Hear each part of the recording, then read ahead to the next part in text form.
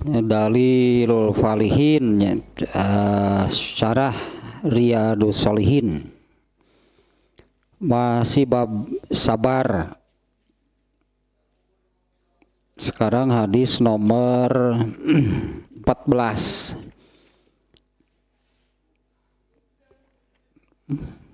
Ya, sekarang hadis nomor 14 ya, yang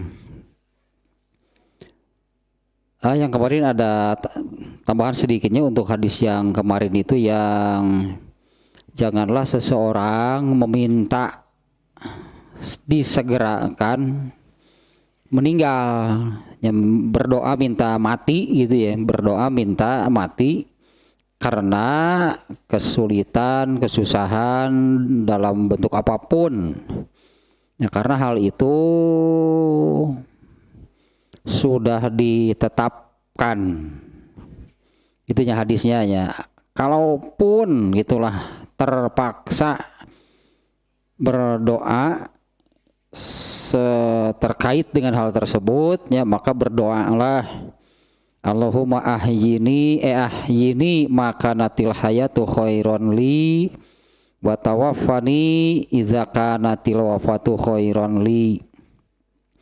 Yang berdoalah, ya Allah, hidupkanlah aku selama hidup itu baik untukku, dan matikanlah aku apabila mati itu baik untukku gitu. Itu yang kemarin hadisnya di yang nomor 16 ayeuna 17. Hadis 16 yang sekarang hadis ke-17 berarti yang sekarang tuh ya. Nah, ini berdoa minta, isi doanya kan, ya Allah, hidupkanlah aku selama hidup itu baik. Nah, yang disebut selama hidup itu baik untuk itu seperti apa gitu ya, yang hidup itu baik untuk itu seperti apa, yaitu sesuai ya, hidupnya itu sesuai sejalan dengan keridhaan Allah Subhanahu wa ta'ala, kemudian bisa menjalankan ibadah ya, dan selamat gitu ya, hidupnya itu tidak menjadi celaka, tidak wal ghaflati wa aslama minal khudlani wal ghaflati wa nisyan. Ya, andai ini ya terpaksa gitunya, karena itulah mengalami kesulitan, kesusahan yang dirasa amat sangat berat gitu ya, dilarang meminta kematian. Tapi kalaupun harus meminta, maka mintalah seperti doa tersebutnya, minta hidupkanlah aku apabila hidup itu baik untukku. Nah, hidup yang baik itu yang seperti apa? Yaitu ya sejalan gitu ya dengan keridhaan dari Allah, bisa menjalankan, melaksanakan ibadah ya, dan selamat itu dari ya hal-hal yang buruknya, terselamat dari hal-hal yang buruk, kemudian lalai dan lupa. Itulah, itu tambahan saja sedikitnya, itu maknanya. Meskipun kita tidak berdoa seperti ini, kita tidak menghadapi situasi seperti ini, tapi inilahnya makna hidup yang baik itu yang seperti ini, ya, yaitu hidup yang sejalan, itu yang sesuai, berada di dalam ridho Allah Subhanahu wa ta'ala. Itu hidup yang baik ya, bisa melaksanakan, menjalankan ibadah dengan benar ya, selamat itu dari keburukan, dari lalai dan lupa. Dan juga satu lagi tambahannya ya, ada hadisnya yang meriwayatkan tuba liman tola umruhu wa hasuna amaluhu. Beruntunglah, berbahagialah orang yang umurnya panjang dan amalnya baik. Malah itunya manusia terbaik itu adalah orang yang umurnya panjang dan baik isinya gitu, baik isi hidupnya ya, seperti yang tadi lah gitu ya. hidup berada di dalam rahmat Allah, menjalankan ibadah dengan benar, itunya hidupnya tidak lalai, hidupnya tidak lupa. Nah, kemudian ada lagi hadis nih ya. Man ahabba liqa Allah ahabballahu liqa'ah. Man ahabba liqa Allahi wa ahabballahu liqa'ah. Ya barang siapa, nah ini kan yang kemarin diperbolehkannya ada keinginan, nggak sampai berdoa, ada keinginan di dalam dirinya itu segera meninggal, tapi tidak minta kepada Allah. Apabila gitunya munculnya keinginan tersebut, nah ini karena kemarinnya diartikannya ada kecintaan, kerinduan, keinginan yang besar untuk segera bertemu dengan Allah. Nah, itu bolehnya kalau ada keinginan tapi tidak sampai minta. Karena sudah biar mau diminta mau tidak gitunya kematian itu sudah ditetapkan waktunya dan tidak ada satupun yang dipercepat ataupun diundur. Ya, semua akan mati pada waktunya.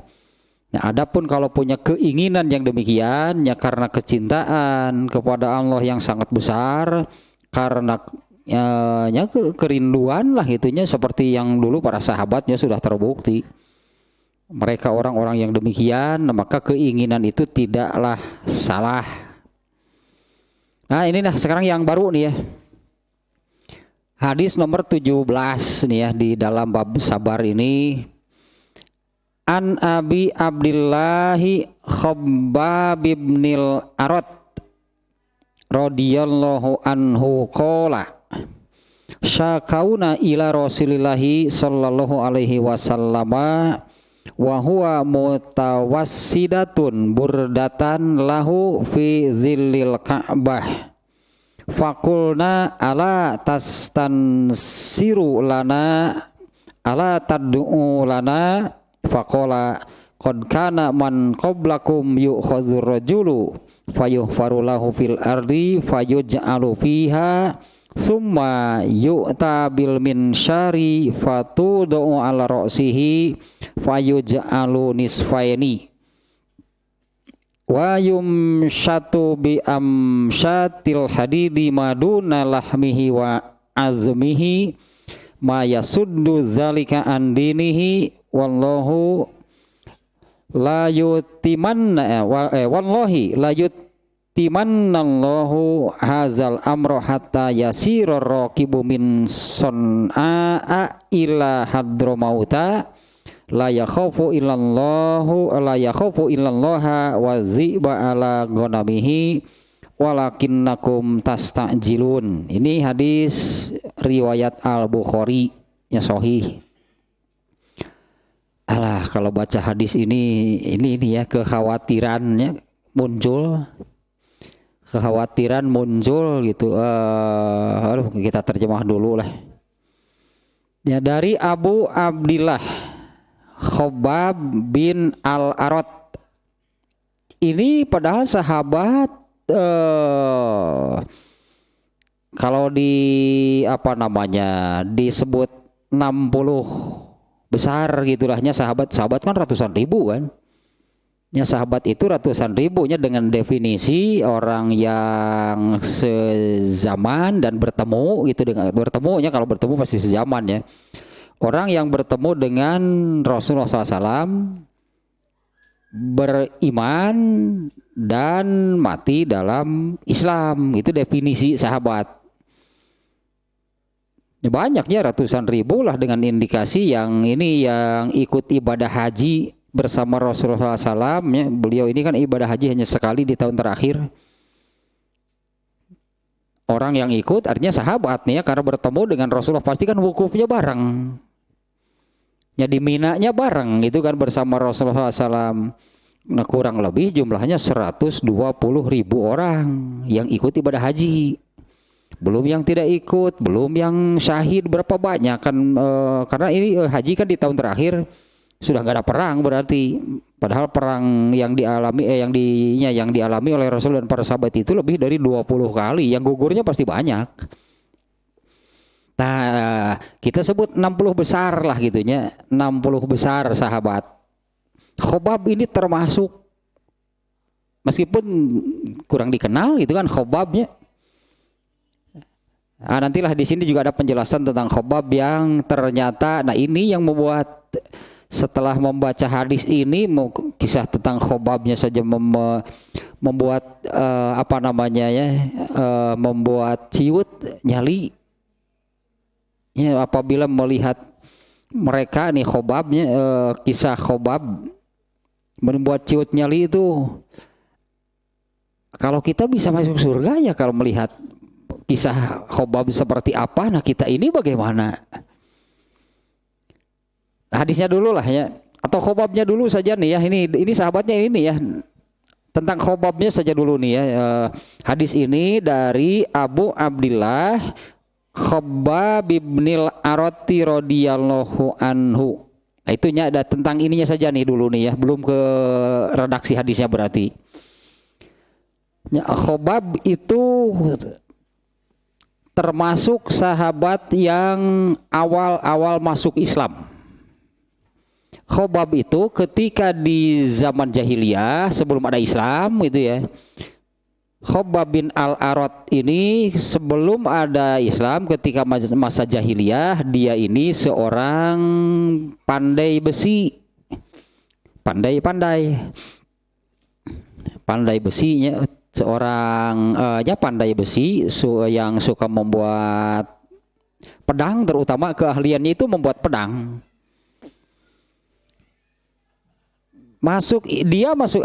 Dia ini seorang hamba sahaya, kemudian dimerdekakan oleh seorang perempuan. Siapa namanya ya? Ummu Ammar. Ya, Khobab ini seorang hamba sahaya, kemudian dibebaskan oleh seorang perempuan yang bernama sebutannya Ummu Ammar. Jahiliyah lah semuanya, belum ada Islam. Nah, masuk Islamnya itu ketika Khobab ini pada satu waktu gitu ya, dia melihat langsung Rasulullah SAW dan mendengar, melihat dan mendengar gitu Rasulullah SAW.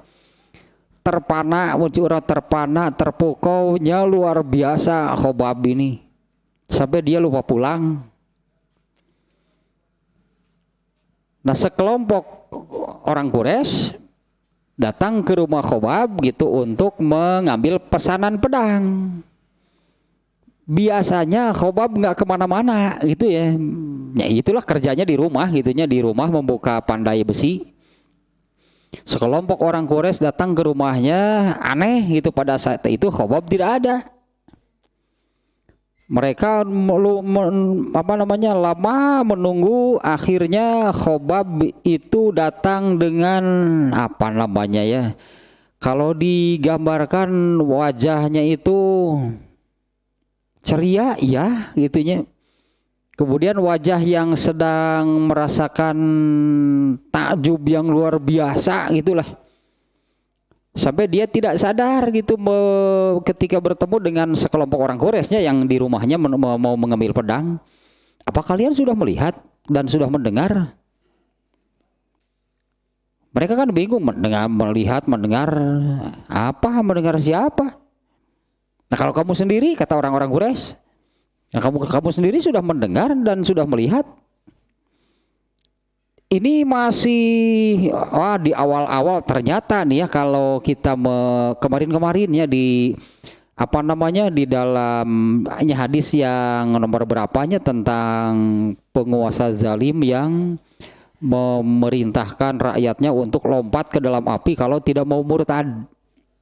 Itu kan sangat sadis, sangat kejam. Nah, ternyata ini yang dialami oleh para sahabat di awal-awal kemunculan Islam pun sama. Ternyatanya sadis dan kejamnya kaum musyrikin Quraisy gitu mengintimidasi dan menyiksa para sahabat. Di antara sahabat yang mengalami siksaan mungkin yang paling berat ini Khobab. Sampai yangnya tidak ada yang mendapatkan siksaan lebih berat gitunya daripada Khobab. Bilal kalah.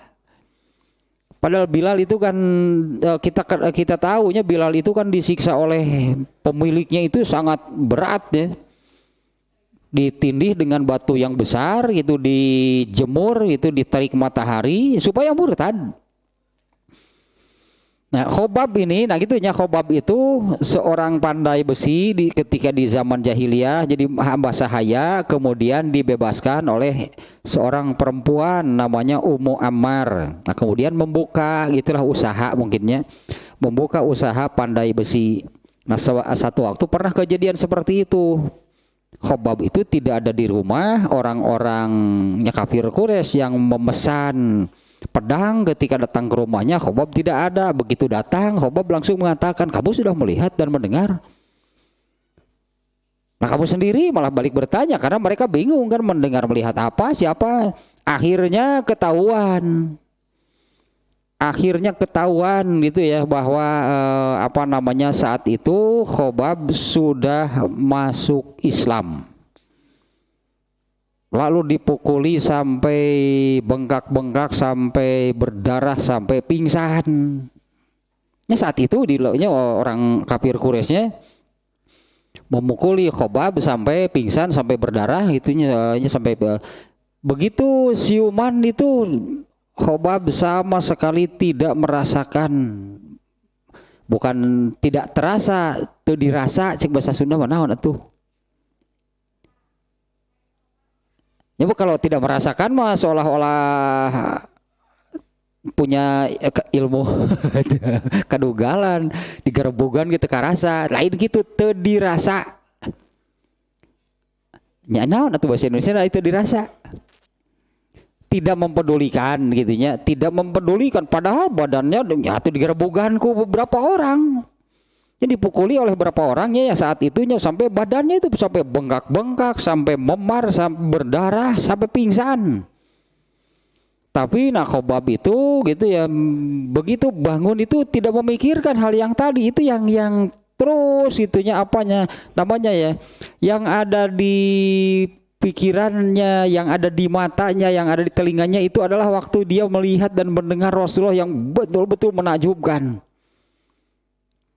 Cek urang Sunda mah teh dirasa nyeri kita ningali Rasulullah mah. Nah, kemudian gitu ya, Khobab ini dilaporkan oleh orang-orang Quraisynya, kafir-kafir yang tadi itu, dilaporkan kepada Ummu Ammar yang membebaskannya. Ternyata Ummu Ammar juga ikut menyiksa gitu. Ummu Ammar pun kemudian ikut menyiksa. Menyiksanya itu dengan cara rantai dibakar sampai merah lalu dililitkan di tubuhnya. Kemudian juga dililitkan di tubuhnya, rantai yang dibakar api sampai merah dililitkan itu di tubuhnya. Kemudian di embun-embunannya ini juga disimpan besi panas itunya yang merah dibakar, disimpan. Teu bayang nyerina uyuhan teu paeh itu, uyuhan teu maot.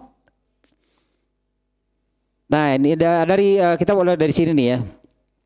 Nah, Khobab ini makanya kan dengan Khobab mengalami kejadian demikian, ini kan situasinya masih sangat berat gitu ya untuk orang Islam ya, yang memeluk agama Islam di awal-awal kemunculan Islam, memeluk agama Islam. Wah, luar biasa tantangannya.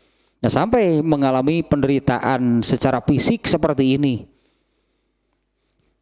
Nah, Khobab ini termasuk salah satu yang awalnya masuk Islam ketika Islam baru muncul. Khobab ini termasuk salah satu sahabat yang masuk Islam di awalnya kemunculan Islam. Yaitu wakana sadisusanatan pihi, kurang lebih tahun ke-7. Ternyata tahun ke-7 juga yang memeluk Islam masih sangat sedikitnya. Kalau di sini sebutnya kana sadisusanatin fihi, kurang lebihnya tahun ke-7-nya. Wa uziba fillahi ta'ala, dia ini bahkan disebut nate gelar nate di naonnya, kalau mau melihat soal keteguhan dan ketabahan dalam beragama gitunya, dalam mempertahankan agama, karena ancamannya ancaman murtad sama, disiksa gitu sedemikian berat dan diancam supaya meninggalkan Islam. Tadi di antara seluruh sahabat mah gitu eta nanti orang terhebat lahnya dalam soal keteguhan dan ketabahan menganut, memegang itu prinsip, memegang akidah mah di antara semua sahabat Khobab orangnya.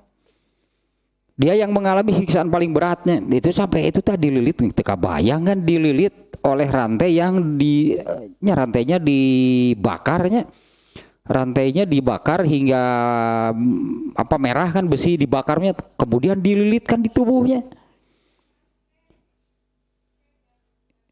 Ummu Ammar menyiksanya itu dengan meletakkan itu sama besinya yang dibakar hingga merah gitunya, lalu diletakkan di atas kepalanya.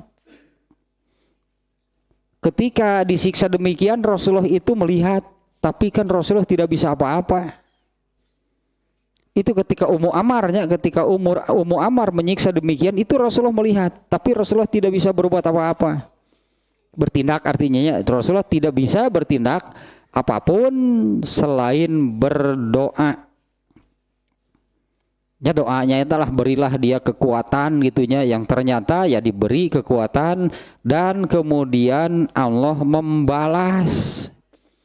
Ya Allah membalas Ummu Ammar, karena Ummu Ammar ini tidak masuk Islam, dia mati kafirnya. Balasannya sama.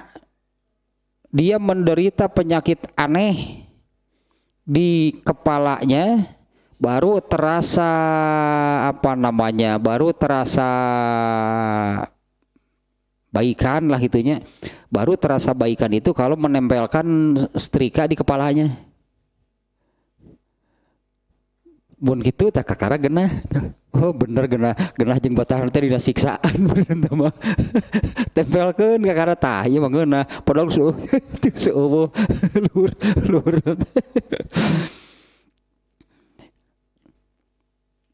Ya Ummu Ammar ini ya termasuk sahabat yang masuk Islam di awal kemunculan Islam dan mendapatkan intimidasinya, penyiksaan yang Ummu Ammar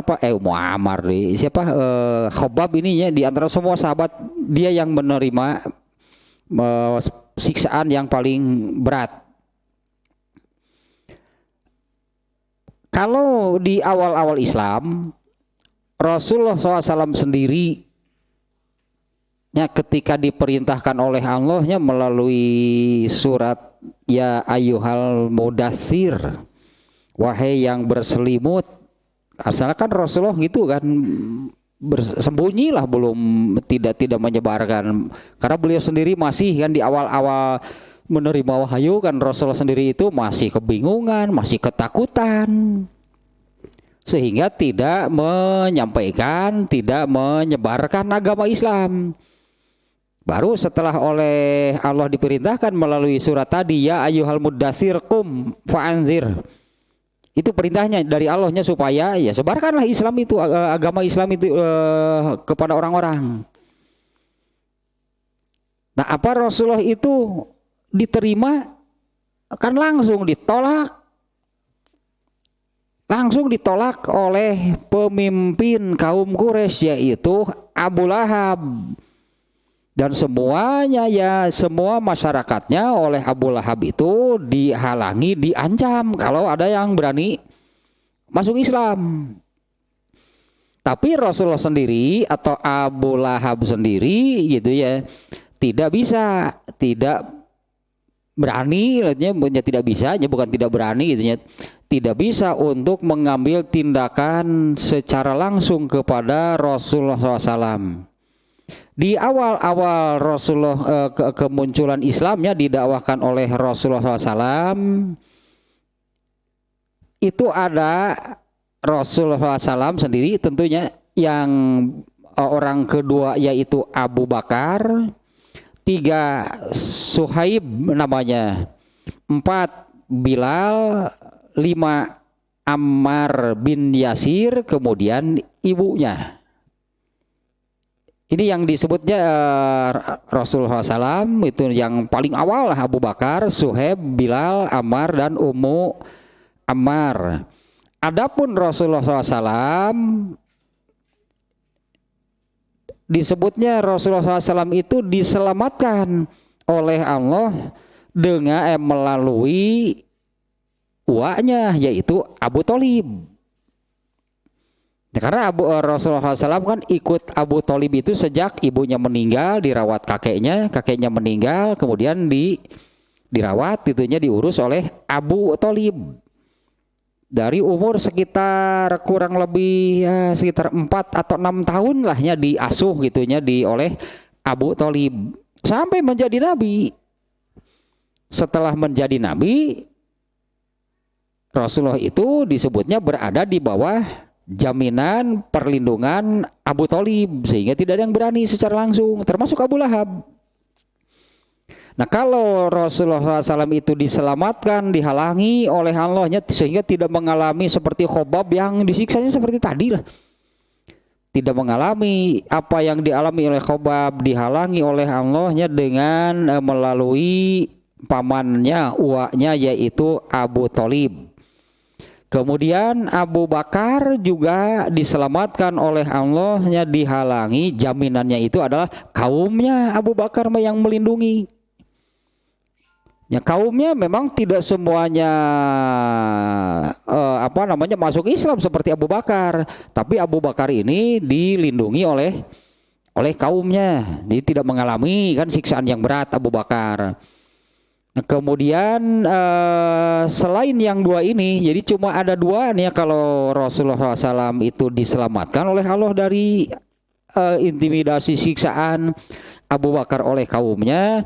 Adapun sahabat-sahabat yang lainnya, mereka mengalami berbagai macam siksaan secara fisik. Ya, ada yang dipakaikan baju besi terus dijemur. Baju besi itu baju untuk perang, terus dijemur. Adem merenanya. Dijemur di Arab dah tuh. Ini ya saya pernah melihat alat-alat untuk menyiksa gitunya dari zaman ke zaman. Di antaranya ada Iron Maiden. Iron Maiden itu nama alatnya untuk menyiksa orang. Di antaranya semacam oven untuk buat kue, yaitu besi gitu, dimasukkan ke dalam besi terus dijemur. Ada juga yang ada beberapa lahnya alat-alat itu untuk menyiksa. Ada juga yang bergerigi itunya tajam. Ya, kemudian ditindih perlahan-lahan ya sampai mati. Nah, ternyata ini nih cara tradisional gitu kan, baju besi dipakaikan baju besi kemudian dijemur. Ya gitu. Entur pikakana Iron Maiden ternyata Iron Maiden teh nama itu ya, nama salah satu alatnya untuk menyiksa lah dari zaman ke zaman itu, ada banyak macamnya. Nah, ada yang mengalami, kalau Rasulullah SAW Allah selamatkan melalui Abu Thalib. Abu Bakar oleh Allah diselamatkan melalui kaumnya. Jadi kaumnya ya, kebiasaan lah itunya atau adat budaya, entah sampai sekarang masih berlaku atau enggak di Arab gitu ya. Kalau ada seseorang yang berpengaruh itu mengatakan dia di bawah jaminan saya, maka orang ini tidak akan ada yang mengganggu. Dan Rasulullah itu kan dilindungi oleh Abu Thalib. Bahkan Abu Lahab saja gitu, pemimpin kaum Quraisy, pemimpin seluruhnya, ya tidak berani karena ada yang menjamin. Itu budaya Arab. Nah ternyata yang mendapat jaminan orang-orang yang tadinya di awal-awal masuk Islam itu Rasulullah, Abu Bakar, Suhaib, Bilal, Ammar. Ternyata yang mendapat jaminan itu hanya 2 orang. Ya Allah lah gitunya. Allah menyelamatkan Rasulullah SAW melalui Abu Thalib. Kalau Abu Bakar itu melalui kaumnya. Adapun sahabat yang lain, ya itulah mengalami berbagai macam siksaan. Ada yang dengan cara demikian, tadinya dipakaikan baju besi untuk perang, lalu dijemur, itu di terik matahari, mungkin dari pagi sampai sore. Dan berbagai macam siksaan itu yang dialami oleh para sahabat. Nah ini nih yang tadi saya katakannya bahwa baca hadis itu jadi ada khawatir, pesimis, pantas gitunya kalau mereka masuk surga. Nah kita seperti apa? Fabalago minhumul juhda masya Allah, pakai masya Allahnya, min haril hadidi wasyamsi. Maka mereka itu mengalami siksaannya itu sampai hampir mati lah gitunya. Sampai hampir mati, tapi ya ini keteguhan hati, kekuatan batin yang luar biasa. Bahkan sampai kalau mati dalam perang mungkinnya mau mati dalam perang. Kalau mati dalam perang kan gak lama, kena tebasan pedang lehernya meninggal. Nah ini dijemur dari pagi sampai sore. Kan bisa membuat putus asa di tengah jalan gitu kan, bisa jam 1, aduh ayo mending kafir wae gitu, selamat.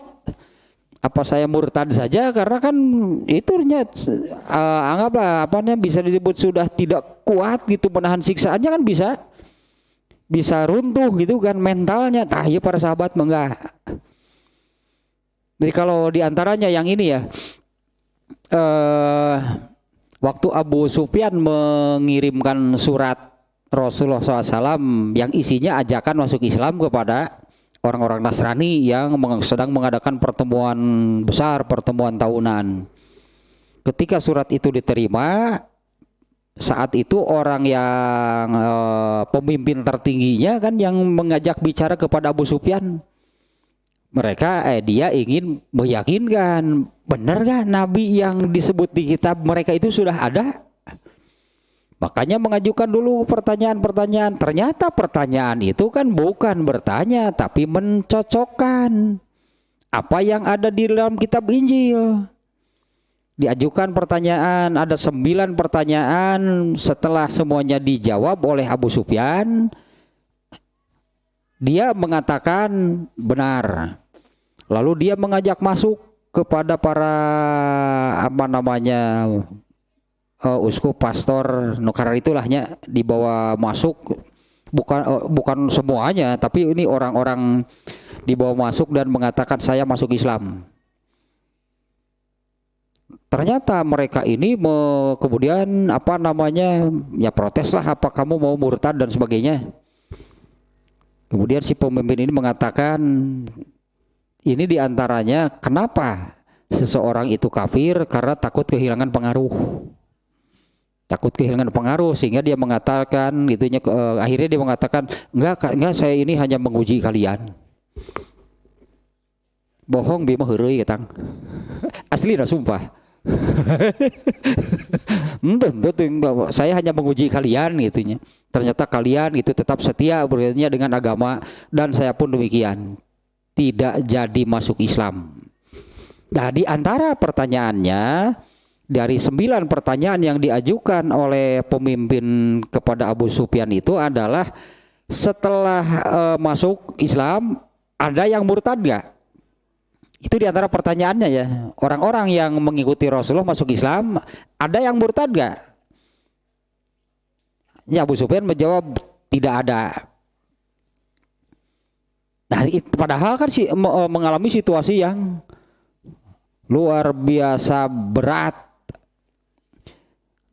Gak kebayang itu ya, tadinya waktu saya baca ini sampai apa namanya sebutnya hulang-hulang sorangan itu aduh nepi ka kieu saya seperti apa dalam arti pantas gitu ya kalau mereka masuk surga itu karena seperti itulah mereka gitunya beragama Islam. Nah, kalau saya ini kena HTT kadung maca ya. Kadung maca gitu. Tapi kan ya optimis lagi. Tapi kan kalau bersaing masuk surga itu dengan yang segenerasi. Kalau kita di apa namanya di lamun dia tema testing masuk surga bareng jeung sahabat gua babak belur kita gini gak akan ada satupun yang lolos habis semuanya itu tempatnya oleh sahabat ya prinsipnya gitu kan ayat eta teh akan anu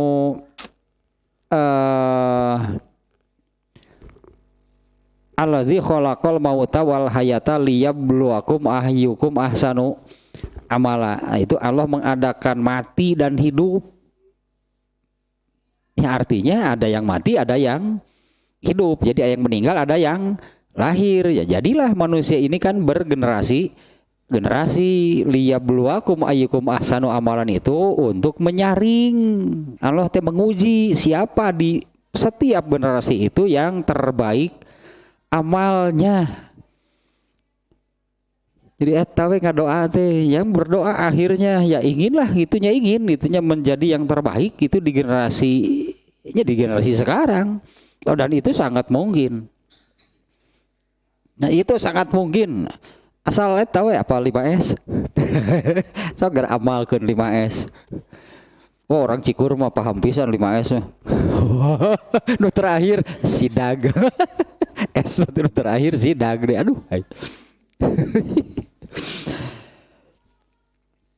Nah sementara yang lainnya tadinya kalau Rasulullah SAW dan Abu Bakar Allah selamatkanlah dengan caranya ya dengan cara Allah menyelamatkan mereka.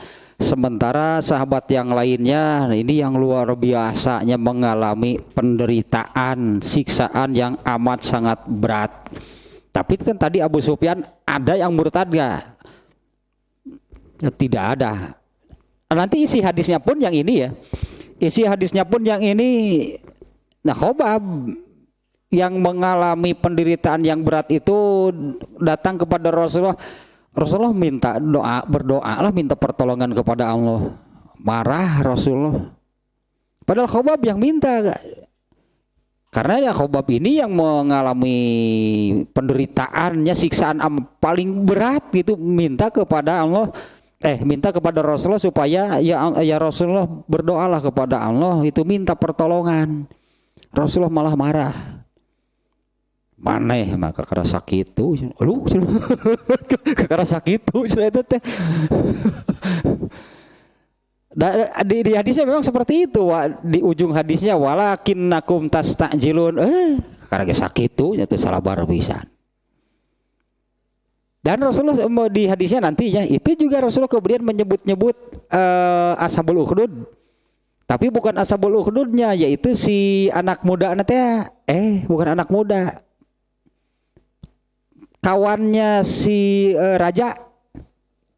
Nya kawannya si raja ini kan kemudian juga karena sudah masuk agama yang baru kemudian kan dibunuh juga oleh si rajanya ya padahal ini CS berat itu asal lo ngopi wae salome atau ngopi wae tengmen gitu itu CS berat dina gaji sirahna tah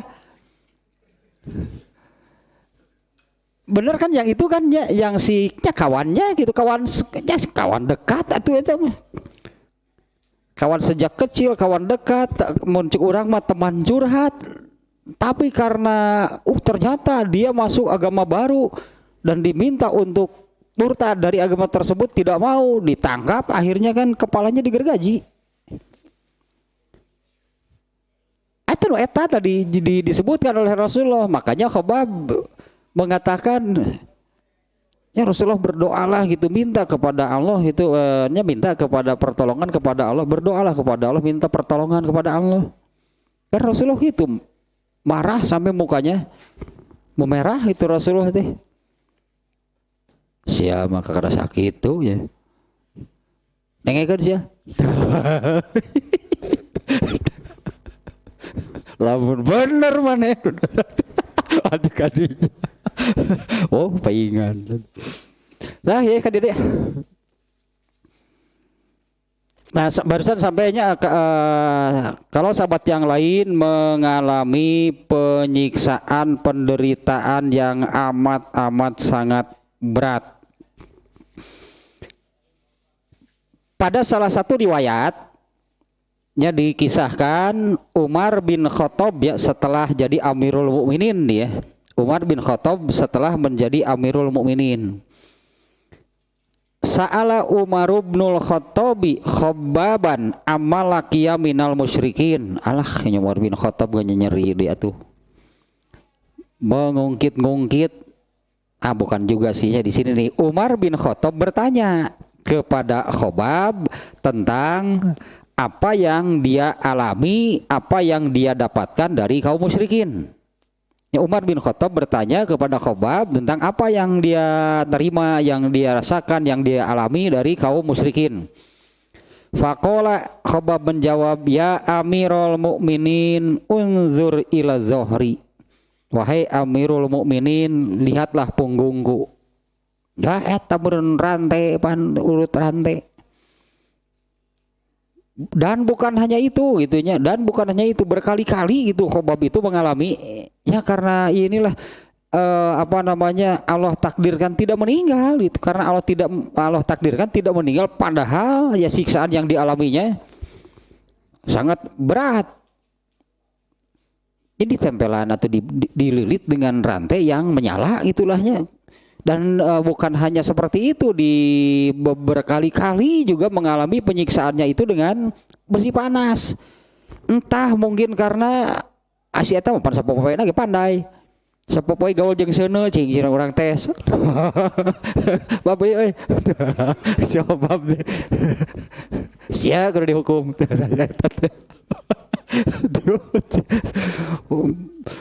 Siksaannya kalau Bilal kan beda lagi kan siksaannya. Kalau Khabbab itu orang yang menyiksanya seolah-olah selalu gitu caranya dengan besi panas, dengan rantai panas. Bahkan tadi Ummu Ammar saja meletakkan besi panas di ubun-ubunnya. Tadinya Khabbab menjawab, ya Amirul Mukminin, ya wahai Amirul Mukminin, unzur ila zohri, lihatlah punggungku. Ya, ketika tadi ditanya apa yang kamu alami, apa yang kamu dapatkan dari kaum musyrikin, nah, lihatlah punggungku. Faqala, alah suka gitu Umar bin Khattab di komentarnya, ma ra'aitu kal yaumi zohro rojulin, aku tidak ma ra'aitu kal yaumi zohro rojulin, maknanya aku tidak pernah melihat punggung orang seperti ini. Ayo kita tonggong naon atuh. Mencik urang geus teu mangrupa gitu. Aku tidak pernah gitu melihat punggung orang seperti ini. Ma ra'aitu kal yaumi, aku tidak melihat seperti hari ini, artinya kan seperti apa yang aku lihat hari ini. Ya zohro rojulin itu artinya aku tidak pernah melihat ada punggung manusia seperti ini. Qala Khabbabun laqad auqadat uqidat narun wa sujiyat alaiha fama'at paha illa wa dakka zohri. Nah ini ternyatanya yang ini nih, Khabbab mengatakan sungguh api dinyalakan di atas punggungku, wasujiat alaiha, kemudian ditempelkan gitunya ke punggungku, fama atfa'aha, dan mereka tidak memadamkannya. Itu kebayangkan gitunya menyala, punggungnya menyala. Fama atfa'aha, dan tidak dipadamkan, ila wa dakka zohri, nah kecuali punggungku lah yang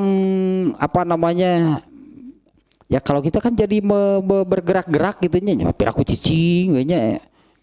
Mungkin gitu kermoyan, adem. Iya mah. Iya mah di tempelan musim panas pasti gitulah artinya. Kecuali ya punggungku lah yang kemudian nya daka teh bergerak-gerak. Kemudian punggungku lah yang bergerak-gerak.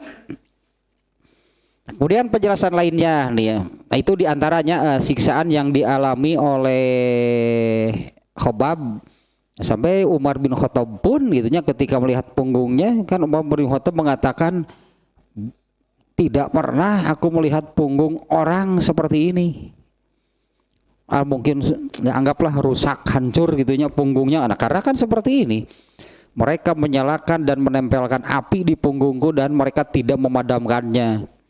Illa wadakka zohri ya kecuali punggungku lah yang kemudian bergerak-gerak. Kemudian syahida badron wal masyahida kullahu. Wah, paingan artinya luar biasa nih ya. Ini termasukkan sahabat yang masuk Islam dari awal. Masuk Islamnya di awal, mengalami penyiksaan yang luar biasa. Memang selama di Mekah itu terus-menerus dialami. Ya puncaknya setelah Abu Thalib meninggal. Nah, ya nama tertuju langsung ke Rasulullah. Ya setelah Abu Thalib meninggal ini siksa atau apa namanya orang-orang itu langsung mengincar gitulahnya langsung mengincar Rasulullah karena yang menjaminnya sekarang sudah meninggal. Semakin menjadilah gitunya kekerasan kaum musyrikin, akhirnya Allah memerintahkan untuk hijrah. Nah, hijrah itu melaksanakan perintah Allah gitu ya karena tentang hadis tentang niat juga kan berkaitan dengan peristiwa hijrah. Barang siapa yang hijrahnya karena perempuan maka Allah akan menikahkan. Barang siapa yang hijrahnya karena ekonomi oleh Allah akan ditingkatkan lah itunya. Barang siapa yang hijrahnya karena Allah dan Rasulnya artinya melaksanakan perintah Allah maka hijrahnya itu untuk Allah dan Rasulnya. Justru yang ketiga ini yang menang banyak kawinnya. Imah boga. Karena kalau orang pertama itu kan menikahnya itu karena perempuannya oleh Allah dinikahkan, dapat pahala enggak? Eta sepan innamal amalu binniyat. Hadis eta teh amal itu tergantung niat. Eta apa balasan dari Allah teh dinikahkan sakitu titik. Geus teu meunang naon deui cik Allah teh. Ada yang karena ekonomi oleh Allah diberi kehidupan ekonominya ditingkatkan, hanya itu tidak diberi apa-apa lagi. Tapi yang hijrahnya karena Allah dan Rasulnya menang banyak no eta. No itu hiji nu opat. Apa nu itu menggoda gue eta? Iya wah menang banyak teh ayo.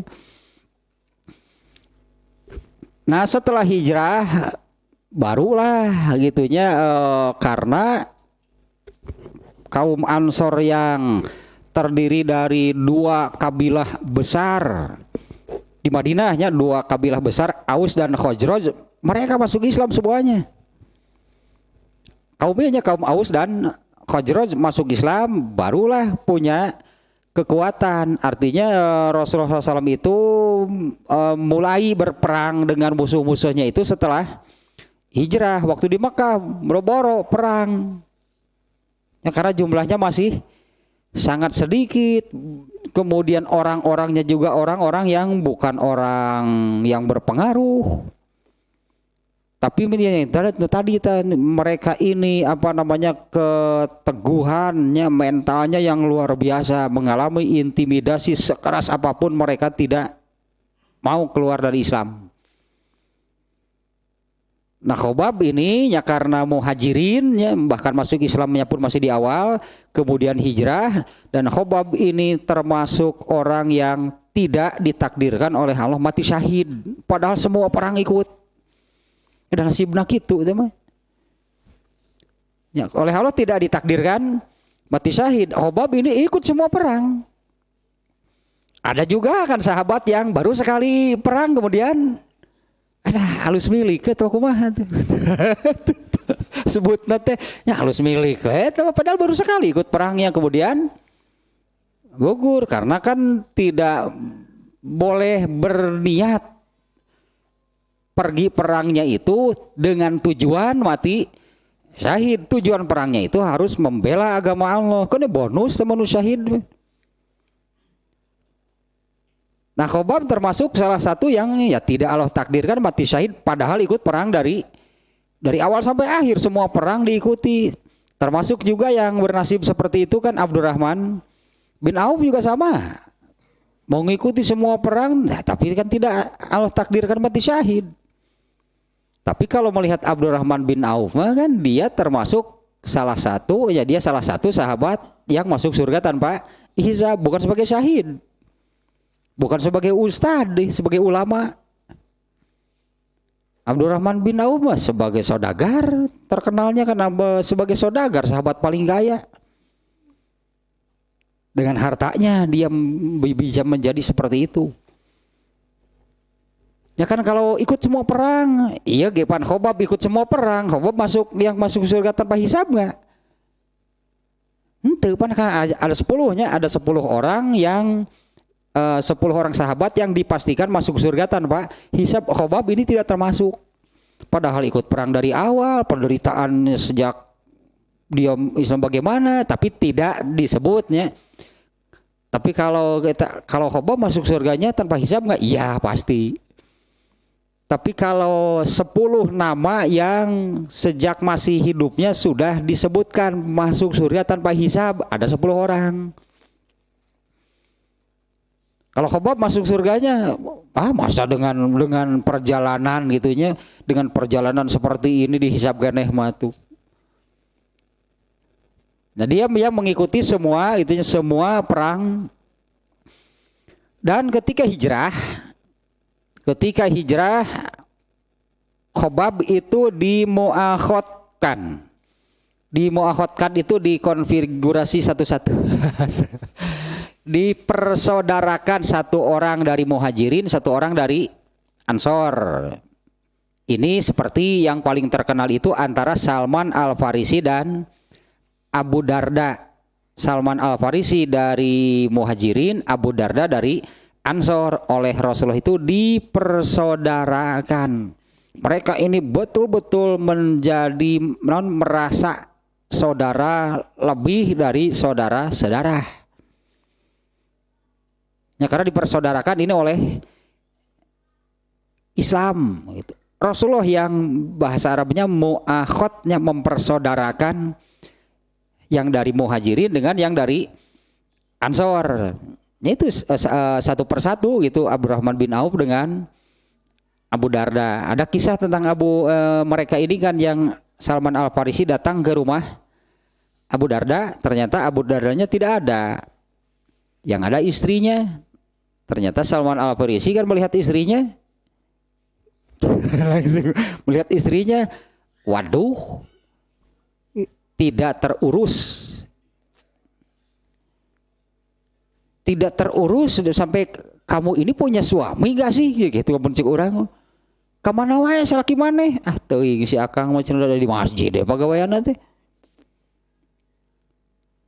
Gerohan kali asal pada Farisi marah karena melihat ini kondisi istrinya seperti itu.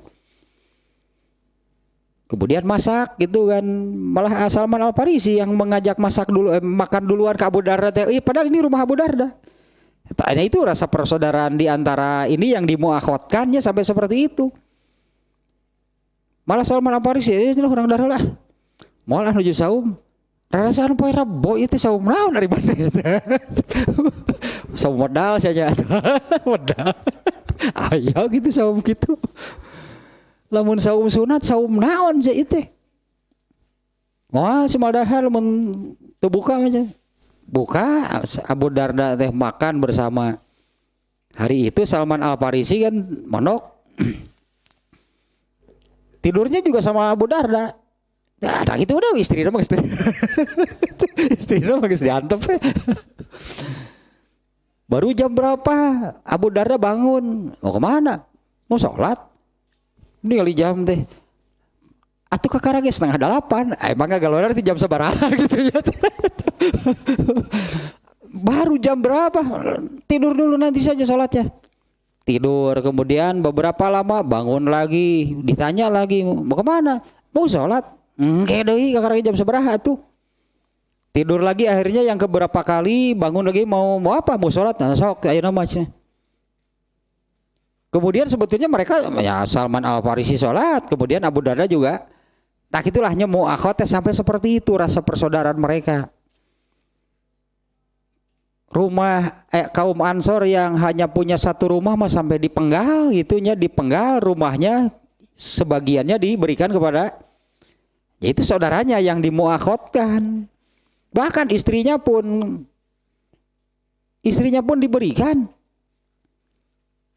Kamu pilih yang mana? Nanti saya ceraikan. Nu eta, atuh. Kayak ulah kan eta mah ulah. Kekarang 2 minggu saya nu eta mah.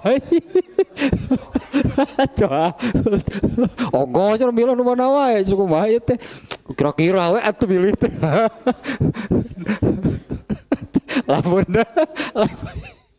Lamun sukses mah dasar teu boga polo. Singkoh liang aduh. Sampai itu istrinya pun gitunya atau itu muakhotnya mereka ini dipersaudarakan. Nah ini Khobabnya ketika hijrah itu dia muhajirin berartinya oleh Rasulullah SAW dimuakhotkan dengan sahabat dari Ansor namanya Tamim ya, Maula Harosh bin Sommah. Nah, dengan inilahnya dimuakhotkan dengan Tamim Maula Harosh bin Sommah. Arti Maula itu hamba sahaya yang dibebaskan. Tamim Maula Harosh. Nah berarti Harosh yang membebaskan. Termasuk Rasulullah sendiri membebaskan hamba sahaya. Nah ada hamba sahaya yang disebutnya Maula Rasulullah. Artinya hamba sahaya yang dibebaskan oleh Rasulullah. Kalau dalam ilmu hadis itu banyak nih kata nama, biasanya kan kalau nama bin gitu ya, kalau di itu kan namanya seperti misalnya kan Abdullah bin Umar. Nah kalau ini Abdullah Maula, berarti disandarkan kepada yang membebaskannya, memerdekakannya. Nah karena yang membebaskannya ini kemudian menjadi ahli waris dari si hamba saya tersebut. Nah itu hanya aturan di dalam Islamnya ini Maula Harosh bin As-Sommah. Nah, kemudian diriwayatkan oleh Al-Bukhari nya ada diriwayatkan oleh Imam Al-Bukhari bahwa Qais bin Abu Hazim berkata, dakholna ala Khobbabin wa qadik tawasab'a kayatin. Aku menjumpai Khobbab dan dia itu sudah berobat dengan besi panas sebanyak 7 kali. Faqala lauma anna Rasulullah sallallahu alaihi wasallam nahana an nad'u bil mauti la da'autu bihi. Nah ini sesuai dengan hadis yang sebelumnya ya kan, dilarang berdoa minta matinya apabila mengalami hal yang dirasa amat berat. Dilarang minta mati karena kalau berdoa seperti itu artinya sudah sampai ke putus asa. Ya berarti kan kalau sampai meminta itunya ya gitulah, ya Allah matikanlah. Nah eta teh apaan Gusti meuni kieu teuing. Padahal mah sia kakarge sakitu padahal mah ya karena orangnya saja yang kemudian merasa itu kan, dia merasa putus asa. Nah ini seperti ini Khobbab mengatakan lau ama anna Rasulullah SAW menahana anna bil maut. Kalau saja Rasulullah SAW tidak melarang, kalau saja Rasulullah SAW, ya betulnya kalau saja Rasulullah SAW tidak melarang kita untuk berdoa minta mati, la da'autu bihi, pasti aku akan berdoa seperti itu. Bisa artinya bisa kita bayangkan kan seperti apa sih yang dirasakan oleh Khobab. Andai Rasulullah tidak melarang berdoa minta pasti aku sudah minta mati. Karena berarti kan dirasa sangat beratnya berat, itulah sakitnya sakit yang terasanya entah seperti apa itu ya. Nah kemudian Khobab ini tinggal di Kufah dan mati di sana. Ternyata ekonomi orang Islam itu mengalami peningkatan yang sangat besar di zaman Umar bin Khattab. Nah Khobab ini itunya sebagai penghargaan mungkinnya lah, mun aya nama penghargaan dari negara mungkin. Sebagai penghargaan dari Baitul Mal dari negara lah gitunya, dari disebutnya khilafah, pemerintahan. Khobab ini diberi tunjangan itu setiap bulannya mendapatkan tunjangannya sebagai pejuang dari awal atau Khobab. Nah di zaman Umar bin Khattab, di zaman Utsman bin Affan Baitul Malnya itu ternyata cukup banyak. Khobab termasuk jadi yang diberi tunjangan dari Baitul Mal. Dari Baitul Mal itulah kemudian Khobab bisa membuat rumah di Kufah. Itu pun rumahnya bukan rumah para sahabatnya semuanya juga sederhana kan. Dan sisanya kemudian disimpan. Tunjangannya itu bisa sampai membuat rumah, nah tapi kan terus dapat tunjangan. Nah selebihnya itu tunjangan itu kemudian disimpan dan semuanya disodakohkan. Tapi sodakohnya itu dengan cara siapapun yang datang ke rumahnya kalau perlu boleh ambil. Itunya sodakoh nanti disimpan lagi di tanah ku Khobab. Ya disimpannya di di tanah di pinggir rumahnya gitu. Di buruan itu siapapun yang kalau datang ke rumahnya gitunya butuhnya baik-baik silahkan ambil. Ya pernah terjadi kan di zaman Rasulullah juga kan sodakohnya itu seperti itunya, simpan di masjid sodakohnya. Ya simpan di masjid, disimpan di masjid dan siapapun yang memerlukan boleh mengambil. Ternyata kan ada anaknya yang mengambil kan, jadi eta teh cicik sih mana budak kurang tuh menang nyokot. Butuh momen budak nu nyokot apaan budaknya gak butuh. Mana mah teu meunang sih ngerakeun di mah ngobrol sih butuh sabaraha. Mun eta mah keur batur. Sodakohnya kan di zaman Rasulullah kan sampai seperti itu ditemrakeun nyatanya disimpan saja secara terbuka. Bahkan ada yang mencuri. Kalau yang memerlukan dan yang memerlukannya pun sadar diri. Tidak pernah kemaru keduk kabeh gemol. Atuh tuh inget kabatur. Nah, Khobab kemudian tinggal di Kufah dan meninggalnya pun di sananya di Kufah. Banyak kan sahabat yang setelah Rasulullah SAW meninggal itu kemudian meninggalkan Madinah. Anas bin Malik juga kemudian meninggalkan Madinah, tinggal di Basroh dan meninggal di Basroh. Kalau ini Khobab gitunya setelah Rasulullah meninggal dia pergi ke Kufah dan meninggalnya pun di sana gitu ya, meninggal di Kufah. Dan dialah orang pertama yang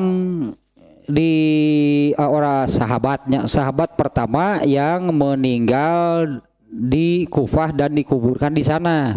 Ya, kemudian ada beberapa orang sahabatnya yang kemudian meninggal dan dikubur di sana. Nah, Khobab ini sahabat pertama yang meninggal dan dikuburkan di Kufah. Umurnya ketika meninggal itu ya wakana mautuhu bukan umurnya. Khobab ini meninggal pada tahun 37 Hijriah. Khobab meninggal pada tahun 37 Hijriah. Jadi kan cukup lama berartinya Rasulullah sendiri meninggal tahun 10 Hijriah karena Rasul di Mekah itu 10 tahun. Tahun pertamanya itu kan tahun hijrah. Rasulullah 10 tahun kemudian gitu di Madinah Rasulullah meninggal. Berarti kalau Khobab ini 27 tahun kemudian, yang meninggalnya tahun 37 Hijriah. Ali bin Abu Thalib pernah datang ke kuburannya.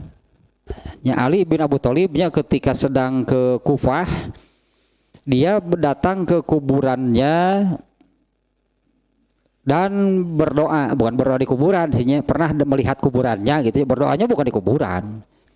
Ali bin Abu Thalib mendoakan Khobab, rahimallahu Khobaban, mudah-mudahan Allah melimpahkan rahmat kepada Khobab, aslama raghiban, dia orang yang ketika masuk Islamnya itu begitu bersemangat. Ya tadilah di awalnya sampai kepada orang-orang itu, apa kalian sudah melihat dan mendengar?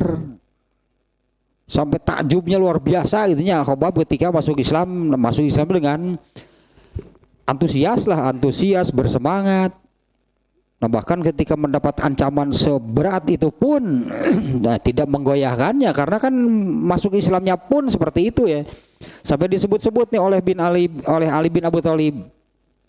Ya, mudah-mudahan Allah merahmati Khobab yang masuk Islam dengan antusias dan bersemangat, wa hajara toian, dan ikut hijrah karena taat, wa asya mujahidan, dan hidup sebagai pejuang. Ya, hidupnya itu sebagai seorang mujahid, pejuang, seorang dan memang memperjuangkan Islam. Ya, hidupnya sebagai pejuang, wabtulia fi jismihi, dan mengalami siksaan di jasadnya. Walam yudi illahu ajroman ahsana amalan. Ini doa Ali bin Abu Thalibnya, dan aku yakin bahwa Allah itu tidak akan menyia-nyiakan pahala orang yang sudah beramal. Jadi Ali bin Abu Thalib kalau mengingat itunya, melihat sebutnya track record Khobab seperti apa, ada Allah mau salah gitulah gitunya. Allah tidak akan salah. Pahala balasan apa yang diberikan kepada Khobabnya yang Abu Thalib itu mengatakan bahwa masuk Islamnya begitu antusias, bersemangat, ikut hijrah karena taat, dan hidup sebagai seorang pejuangnya, mujahidnya, seorang pejuang, seorang naonnya fighter, mencik orang mah. Lemah mental mah itu baru diancam juga sudah mundur. Ini sampai betul nih, wabtulia fi jismihi, dan mengalami siksaan pada jasadnya, pada badannya. Nah, bahkan tadinya disebutnya kalau apa namanya, contoh teladan soal keteguhan dan ketabahan karena mendapat siksaan, ini contoh orangnya di kalangan sahabat yang apa namanya teguh, tabah gitunya, tidak goyah padahal mendapatkan siksaan yang berat. Ini contohnya, dia yang mengalami siksaan paling beratnya di antara semua sahabat. Sedikit lagi nih lanjutkan ya. Dan meninggal pada usia 73 tahun. Ya, Khobab meninggal pada usia 73 tahun. Nah, kemudian jumlah hadisnya tidak terlalu banyak, karena bukan seperti Abu Hurairah yang mengkhususkan diri ke urusan ilmunya. Abu Hurairah namanya. Kalau Khobab ini total hadis yang diriwayatkan melalui Khobab itu hanya 32 hadis. Nah, sehingga ini kan jadi jarang terkenal gitunya, karena jarang bertemu dengan hadis riwayat Khobab. Abu Hurairah mau sering pasti, Ibnu Umar, Anas bin Malik, Ibnu Abbasnya, lima besar sahabat yang paling banyak meriwayatkan hadis. Nah, kalau Khobab ini totalnya hanya 32 hadis, Abu Hurairah mau 5.000 lebih, Aisyah ribuan gitunya, Anas bin Malik ribuan, ini hanya 32 hadis. Abdurrahman bin Auf lebih sedikit lagi, Hanya Abdurrahman bin Auf ini kan jadi populer karena salah satu sahabat yang dipastikan masuk surga tanpa hisab. Tak iya mah. Jumlah hadisnya sedikit, masuk kelompok itu juga enggak. Jadi kurang dikenal, kurang populer. Padahal ini yang termasuknya yang masuk Islam itu sejak awal, dan itu apa yang dialaminya itu yang paling berat. Jarang kesebut-sebut itunya sahabat ini.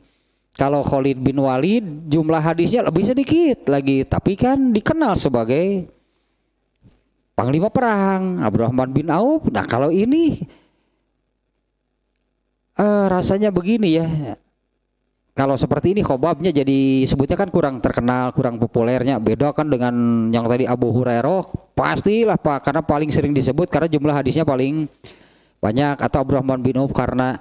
Tapi kalau Khobab sepertilah gitunya, kalau yang tidak baca khusus lah tentang riwayat para sahabat, nama Khobab mungkin asing. Tapi kan ya kan baiklah teu dikenal ku jelema ge.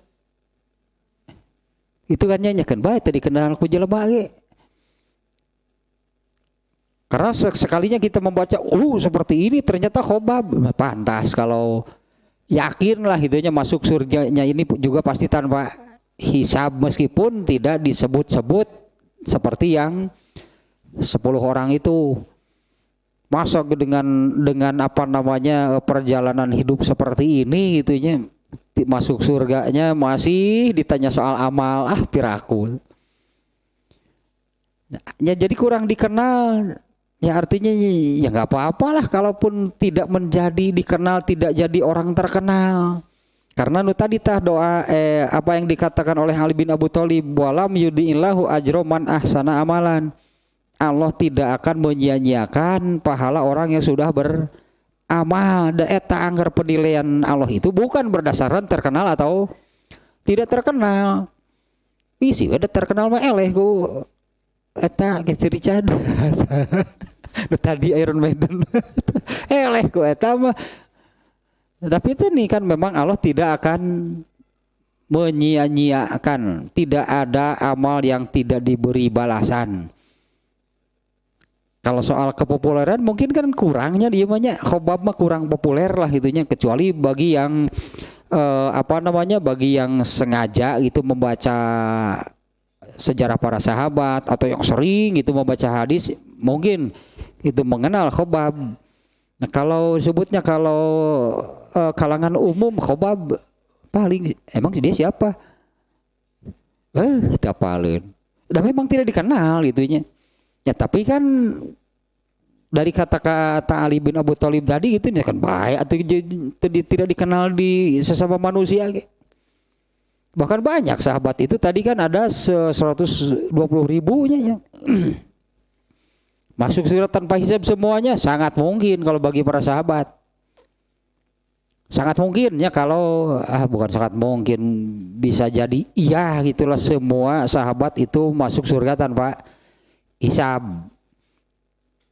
Karena Rasulullah sendirinya yang menyabdakan la tasubbu ashabi, jangan sekali-kali menjelek-jelekan sahabatku, yang manapun berarti. Jangan sekali-kalinya menjelek-jelekan sahabatku, berarti kan itu umum yang manapun.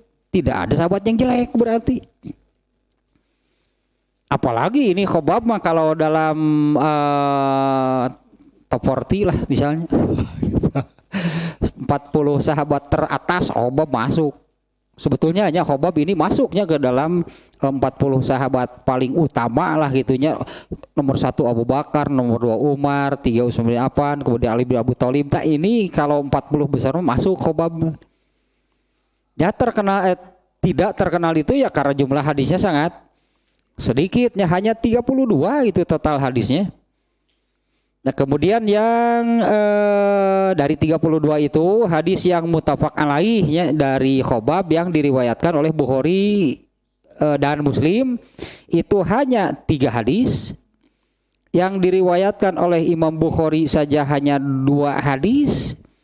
Dan yang hadis dari Khobab yang diriwayatkan oleh Muslim itu hanya 1 hadis.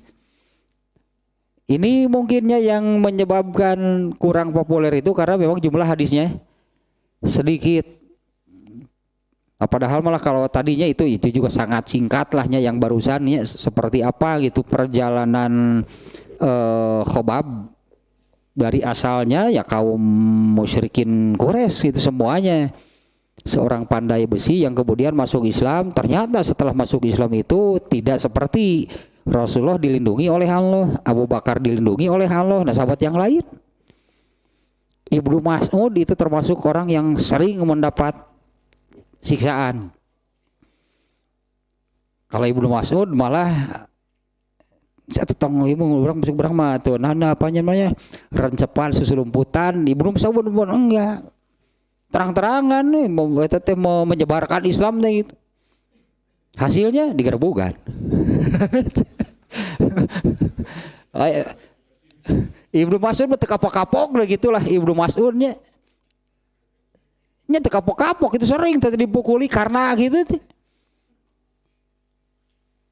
Aya nu keur nalangring ye. Rek kitu wae sateh. Hirup teh. Gerbugan teh Ibnu Mas'ud mah. Tapi dia teu kapok terus gitu. Nah dari semuanya yang mendapatkan siksaan yang paling berat itu ini Khobab bin Al-Arad namanya. Ya Khobab bin Al-Arad. Nah itulah tanya sejarah lahnya singkat lahnya keterangan singkat tentang ini ternyata sahabat yang luar biasa. Bapaknya ketabahan, istilah bahasa Indonesia namanya sebut itulahnya bapaknya ketabahan, keteguhan itu di dalam beragama itu di kalangan para sahabat ini. Ya, Khobab bin Al-Arad.